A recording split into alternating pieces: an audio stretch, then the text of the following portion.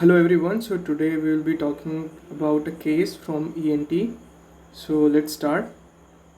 So the case which we have is of a 40 years old female. She comes to an ENT OPD with recurrent episodes of right ear mucoid discharge and hearing loss for 10 years. Last episode of ear discharge was 2 years back. So we can see the tympanic membranes findings. What are so in right ear you can see a big wait a minute. You can see there is a perforation and there is a white patch is also there. Left ear appears to be normal. So what all the things we have to see? We have to see what is the diagnosis, what are the other clinical examinations to be performed, what are the investigations required for the patient, and what are the treatment plan for the patient.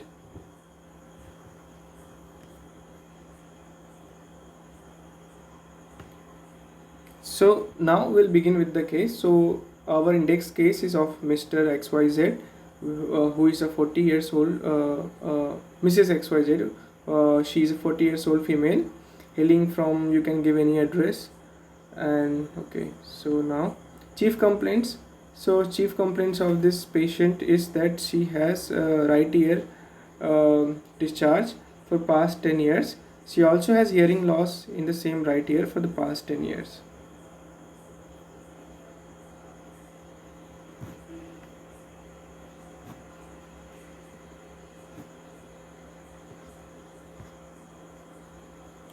So now coming to the history of presenting illness, the patient was apparently asymptomatic 10 years back, after which she developed. So now we'll see what is the duration ear discharge in right ear, which was insidious in onset. So onset is insidious, progressive in nature, mucoid. So we have to remember if the discharge is mucoid or it is watery. Mucoid is already sensitive of some kind of infection. Then non-foul smelling, that means it is not what to say, CSOM. It is case of CSOM, but it is T-board tympanic type, not etiquentral type. That means it is a safe type of CSOM, not the unsafe type of CSOM. Not blood stained, with no aggravating and relieving factors, with recurrent episodes for past 10 years. So last episode was 2 years back. Hearing loss in right ear for 10 years, which was insidious in onset, progressive in nature, with no aggravating and relieving factors. So there is no history of pain, painful swelling behind the ear, vertigo, tinnitus, facial weakness or asymmetry. If fever, headache, asymmetry will be for facial nerve, then vomiting, neck stiffening for meningitis, seizures, diplopia, nasal obstruction, nasal discharge, change in voice, halitosis, then cough, throat pain, pain during swallowing, and upper respiratory tract infection. So negative history, we have to remember, according to the case we have given, we have to ask the negative history. So to rule out certain condition which can be associated. Past history, there is no history of tuberculosis, diabetic mellitus, hypertension, asthma, and seizures. There is no history of past ENT surgeries. So this gives an idea if there is a disease which is recurrent or it is the first time anything is occurring. So in personal history, we asked about the diet, what kind of diet person is eating, vegetarian diets or non-vegetarian diets. But we need to even more ask properly that in vegetarian or in non-vegetarian diet, what kind of specifically food they consume most regularly. It gives an idea that if their nutrition status, how it is, normal appetite if the person has, or the appetite is decreased, or it is increased, whatever. Normal bladder habits, adequate sleep, no history of allergy to any drug. So sometimes many patients who comes, they have a certain allergy to certain drugs, and sometimes addiction. We have to also ask if the person is having any addiction of tobacco or alcohol addiction. This is also important. So family history, we have to ask to rule out if the disease which the person has any hereditary characteristic. So for that we ask family history. So in this case there is no significant information about the family history. Now we come to the examination part. We'll start with general examination. The patient was conscious, cooperative for examination. He was well oriented to time, place, and person. There is no pallor, icterus, cyanosis, clubbing, lymphadenopathy, and edema. Vitals 120 by 80 mmHg. Pulse rate is 80 beats per minute. Temperature is afebrile.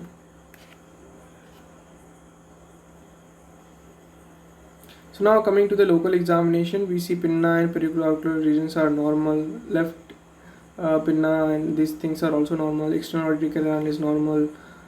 So actually if we have to go each ear wise first, so we'll go pinna inspection. In the right ear, pinna and periauricular regions are normal. External auditory canal is normal. Tympanic membrane, it is subtotal, so showing subtotal central perforation with regular margins, chalky white patch visible in posterior superior quadrant, ossicles not visible. Now we come to the left ear. So in left ear, pinna and periauricular regions are normal. External auditory canal is normal. Tympanic membrane is also normal.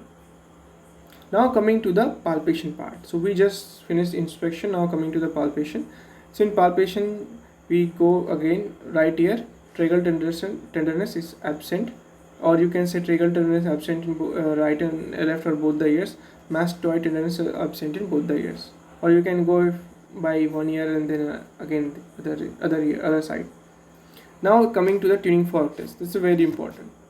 So first we have to also write which tuning for of which frequency we are using. So this is also important. So we are going to use 256 Hertz tuning fork. So now coming to the right ear.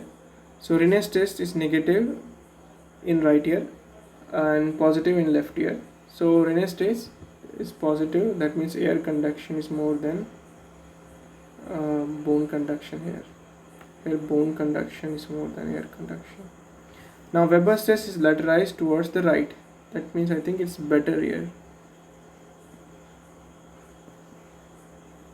Absolute bone conduction same as the examiner. So now coming to the vestibular function test. Romberg's test is normal. Nystagmus is absent. Fistula test is negative on both the sides.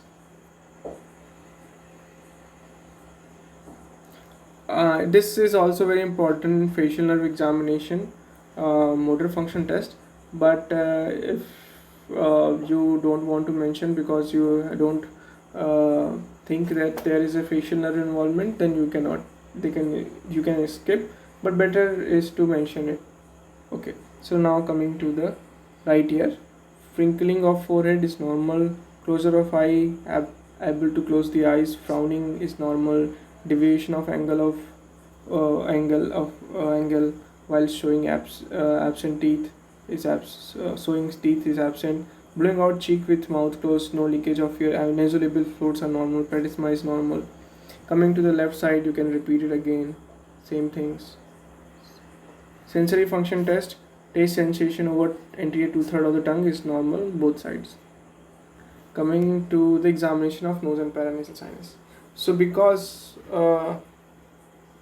we have got a case of CSOM and it is subtotal central perforation, so nose and paranasal are important, but better to mention first the ear examination, which we have already mentioned.